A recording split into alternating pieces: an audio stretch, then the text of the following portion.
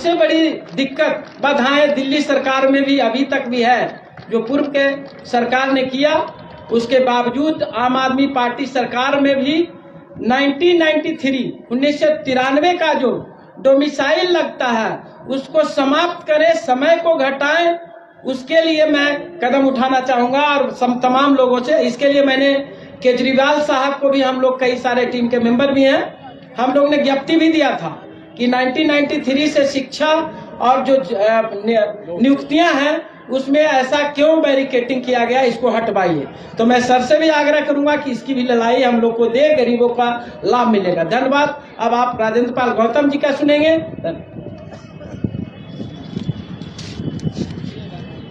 सबसे पहले दुनिया को शांति और मानवता का संदेश देने वाले तथागत भगवान बुद्ध और डॉक्टर बाबा साहेब अम्बेडकर जी के चरणों में कोटि कोटि नमन करते हुए, सभी बहुजन समाज के महापुरुषों के चरणों में नमन करते हुए, मंच पे आसीन सभी अतिथिगण और साथियों सभी को क्रांतिकारी जय भीम, विनम्र नमो बुधाय। मैं बैठ के सोच रहा था कि मैं क्या बोलूं। बोलने का असर कम दिख रहा है। अकेले डॉक्टर बाबा साहेब अम्बेडकर हमारे हजारों साल की गुलामी को तोड़ कर गए। 4 बच्चे और जवानी में अपनी पत्नी को हमारे लिए गंवा दिया। हजारों साल की हमारी गुलामी तोड़ दी। एक तरफ पूरी की पूरी मनुवादी, जातिवादी, वर्णवादी व्यवस्था और दूसरी तरफ अकेले डॉक्टर बाबा साहेब अम्बेडकर। उसके बावजूद उन्होंने अपनी बुद्धि और विवेक से, अपनी काबिलियत से इस लड़ाई को इतने बेहतरीन तरीके से लड़ा कि वो हमारे संसद में और विधानसभाओं में, नगर पालिका में, नगर निगम में, पंचायतों में जाने का रास्ता खुल गए, सरकारी नौकरियों में जाने में रास्ता खुल गए, एजुकेशनल इंस्टीट्यूशंस में जाने का रास्ता खुल गए, संपत्ति और व्यापार के रास्ते खुल गए। लेकिन दुख यह है, जो वो अकेले लड़कर देकर गए उसमें से 70% 300 से ज्यादा बहुजन समाज के सांसद होने के बावजूद और हजारों से ज्यादा बहुजन समाज के विधायक होने के बावजूद, 3 समाज के राष्ट्रपति मिलने के बावजूद, एक सर्वोच्च न्यायालय के मुख्य न्यायाधीश मिलने के बावजूद, कम से कम 5 सर्वोच्च न्यायालय के न्यायाधीश मिलने के बावजूद, अनेकों कलेक्टर, डॉक्टर, इंजीनियर, जज, प्रोफेसर, साइंटिस्ट बनाने के बावजूद, जो अकेले डॉक्टर बाबा साहेब अम्बेडकर देकर गए, हम सारे मिलकर जो उन्होंने दिया उसको भी सुरक्षित नहीं रख पाए। 70% ऑलरेडी छिन गया है। और जिस तरह का आचरण हम लोग कर रहे हैं, आने वाले 15 सालों में ये जो 30% बचा है ये भी छिनने वाला है। 125 साल पहले जब डॉक्टर बाबा साहेब अम्बेडकर जी ने स्कूल में एडमिशन लिया, तब भी वो घड़ा नहीं छू सकते थे। और 125 साल बाद भी आज भी घड़ा छूने पर एक छोटे से बालक इंद्र मेघवाल की हत्या हो गई, मूंछ रखने पर हत्या हो रही है, मंदिर प्रवेश पर मूर्ति छूने पर हत्या हो रही है, घोड़ी पर बारात निकालने पर हमले हो रहे हैं। एजुकेशन जो बाबा साहेब ने दी उसको साजिश के तहत छीन लिया है। आप माने या न माने, एजुकेशन इतना महंगा कर दिया कि हमारे 99.5% लोग आज हायर एजुकेशन का खर्चा उठाने में सक्षम नहीं है। एजुकेशन आपकी गई, रिजर्वेशन आपका गया, सब कुछ प्राइवेटाइज कर दिया। और लंबे समय से हमारे लोग जातिगत जनगणना कराने के लिए आंदोलन कर रहे हैं।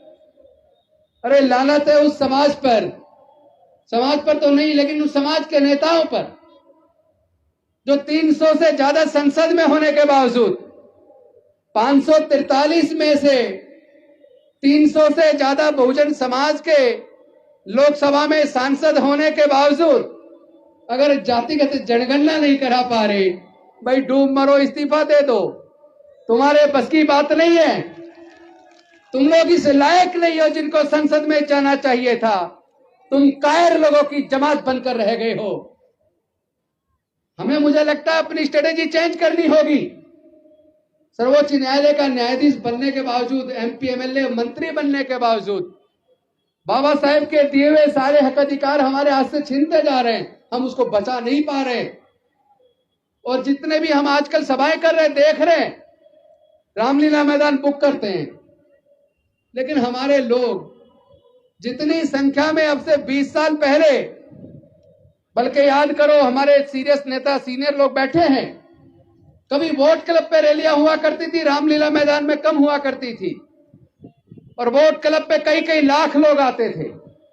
इस रामलीला मैदान के अंदर भी इतनी बड़ी बड़ी रैलियां हुई हैं कि पूरा रामलीला मैदान और आसपास के सारे रोड राजघाट तक पूरे जाम हुआ करते थे। घर में बैठ के लड़ाई लड़ना चाहते हैं, सोचते हैं कि घर में बैठ के ही काम चल जाएगा। मुझे लगता है कि रणनीति बदलने की जरूरत है। ना संसद में जाने से समाधान हुआ, ना विधानसभा में जाने से समाधान हुआ, ना जज बनने से समाधान हुआ। सर्वोच्च न्यायालय के द्वारा जो जजमेंट आते हैं, अब तो कई बार उन जजमेंट के अंदर भी न्याय नजर नहीं आता। यानी कि लड़ाई का स्वरूप चेंज करना होगा। अब धरने प्रदर्शन और इस तरह की रैलियों की बजाय मुझे लगता है कि असली जो जगह है, तीर निशाने पे मारना होगा। जब जब आप तीर दाएं बाएं मारते हैं तो चोट सही जगह नहीं लगती। पहली बार 5 अक्टूबर को आपने सही जगह चोट मारी तो पूरे देश के अंदर नहीं, पूरे दुनिया के अंदर खलबली मच गई। इसका मतलब इनको तकलीफ किस चीज से होती है? इनको तकलीफ होती है ये जो सामाजिक व्यवस्था जो वर्ण के ऊपर और जाति के ऊपर आधारित है, जिस सामाजिक व्यवस्था में कोई जन्म से नीच और कोई जन्म से ऊंच है, जिस सामाजिक व्यवस्था में अंधविश्वास, पाखंडवाद और रूढ़िवादिता है, आपका असली हमला होगा। आप पाखंडवाद छोड़ दो, आप अंधविश्वास छोड़ दो, आप रूढ़िवाद छोड़ दो, आप वर्ण व्यवस्था को लात मार के बाहर आ जाओ। अपने बुजुर्गों की सांस्कृतिक विरासत में, बुद्ध के धम्म में, जिस दिन आप सब वापस आ जाएंगे, आप बहुमत में आ जाएंगे। और बहुमत में कहने वाले लोग अल्पमत में आ जाएंगे। और बहुमत का राज होता है, अल्पमत का राज नहीं होता। आप राज को पाने की, सत्ता को पाने की बात तो कर रहे हो, लेकिन जो सत्ता में शीर्ष पदों पर बैठे हैं, जो देश के सारे प्राकृतिक संसाधनों के मालिक बनकर बैठे हैं, वो मुट्ठी भर लोग आखिर ताकतवर क्यों है? वो ताकतवर इसलिए है क्योंकि देश का बहुजन समाज, बहुसंख्यक समाज आज भी गुलामी के जंजीरों को तोड़ने के लिए तैयार नहीं है। आज भी वो जातियों में बटा है, वर्ण व्यवस्था में बटा है। वो आज भी जातियों को छोड़ने के लिए तैयार नहीं है। मैं जहां भी जाता हूं, पूरे देश के अंदर जा रहा हूं, सब जगह लोग कहते हैं जाति की वजह से हमारे साथ जातिगत उत्पीड़न होता है। अरे अगर जाति की वजह से जातिगत उत्पीड़न होता है तो आप लोग जातियों को जिंदा क्यों रखे हुए हो? अपने इतिहास को पढ़ो।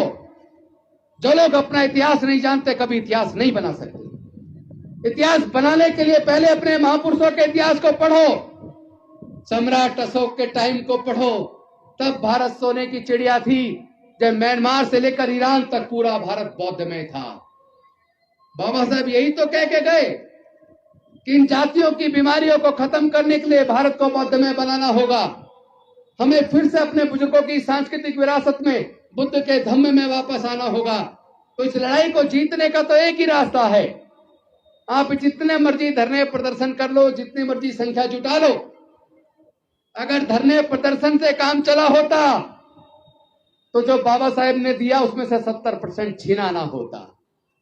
अगर धरने प्रदर्शन से काम चला होता, अगर 300 सांसद संसद में भेजने से काम चला होता, तो जातिगत जनगणना करवाने के लिए इतने सारे आंदोलन ना करने होते। हमारे आयोजक साथी लगातार पिछले 3 सालों से जातिगत जनगणना कराने के लिए अनेकों धरने प्रदर्शन और कितने ही प्रोग्राम अंबेडकर भवन पर कॉन्स्टिट्यूशन क्लब में और आज यहां रामलीला मैदान में कर रहे हैं।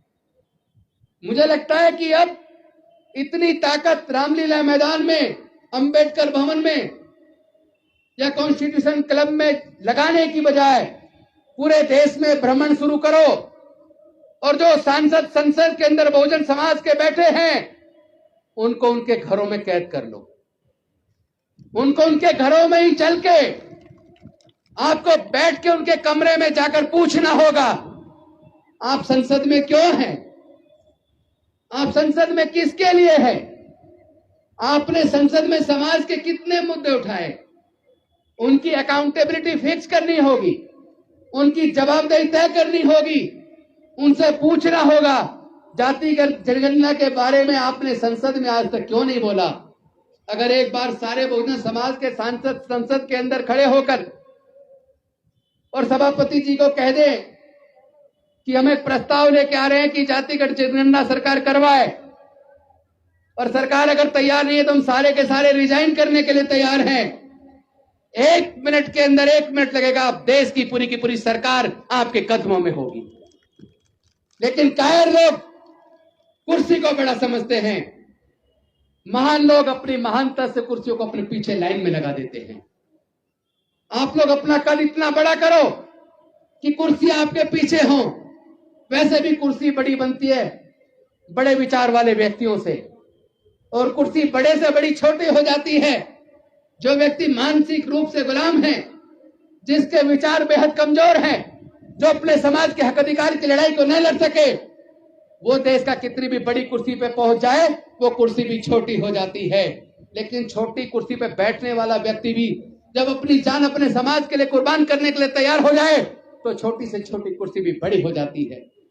मैं समझता हूं समय आ गया है, अपनी स्ट्रेटेजी मैं आयोजकों के साथ घर पे बैठ के बंद कमरे में करूंगा, क्योंकि स्ट्रेटेजी बनाने की चर्चा कभी मंच पे खुले मैदान में नहीं हुआ करती। वो लोग अपने स्ट्रेटेजी कभी खुले मैदान पे चर्चा नहीं करते। हम लोग को भी चाहिए जो बुद्धिवादी लोग हैं, सोच विचार करके बंद कमरे में विचार करें और योजना बनाकर पूरी स्ट्रेटेजी तैयार करके गांव-गांव में चलने का फैसला करें। हमें गांव-गांव में, कॉलोनियों में जाकर अपने लोगों को तैयार करना होगा, क्योंकि हम इतने सभा करते रहे, इतना पैसा इसमें लगाते हैं, इसमें पैसा ज्यादा लगता है, रिजल्ट कम आता है। लेकिन गांव-गांव में जाने में अगर आपने किराए में पैसा खर्च कर दिया, याद रखिए 1-2 साल के अंदर रिजल्ट इतना होगा, 2024 के अंदर आपका डंका बच जाएगा। अपनी ताकत को पहचानो। आप लोग अपनी ताकत नहीं पहचान रहे। आपके पास सीमित पैसा, सीमित संसाधन है। इन संसाधनों का इस्तेमाल सही सोच के साथ, विचार के साथ इस्तेमाल करेंगे तो मैं जानता हूं जीत हमारी होनी तय है। क्योंकि हम लोग निर्माण का काम भी देश में हम करते हैं, उत्पादन का काम भी हम ही लोग करते हैं, और वो लोग जो अपने आप को मजबूत समझते हैं, हमारे पास स्ट्रेटेजी है, उनको बहुत जल्दी हम बौना साबित कर देंगे। लेकिन आप कम से कम मंच पे बैठे लोग ही तैयार हो जाए। एक दिन बैठ लो, 1-2 रात साथ बैठ के चर्चा करते हैं, चिंतन करते हैं, विचार करके एक रणनीति तैयार करते हैं, और देश के कोने कोने में, गांव-गांव में जाकर अपने लोगों को तैयार करने का काम शुरू करेंगे। हमें कैडर तैयार करना पड़ेगा। बिना कैडर के, कैडराइज लोगों की भीड़ से रिजल्ट आने वाला नहीं है। लेकिन कैडर वाले लोग अगर आपने केवल हजारों लोग भी तैयार कर दिए तो पूरे देश का इतिहास बदल देंगे, पूरे देश का इतिहास लिखने का काम करेंगे। इन्हीं शब्दों के साथ, चूंकि बाकी बातें मैं मंच से करने की बजाय जब आप लोग कहीं बंद कमरे में बैठेंगे तब रणनीतिक चर्चा आपसे करेंगे। मैं अपनी बात को यहीं पे विराम देता हूं। बहुत बहुत धन्यवाद। नमो बुद्धाय। जय भीम, जय भारत। ये खामोश मिजाजी तुम्हें जीने नहीं देगी, इस दौर में कर जीना है तो कोहराम मचा दो। बहुत बहुत धन्यवाद, शुक्रिया।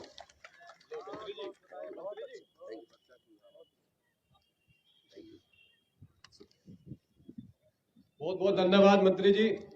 हमारे बीच में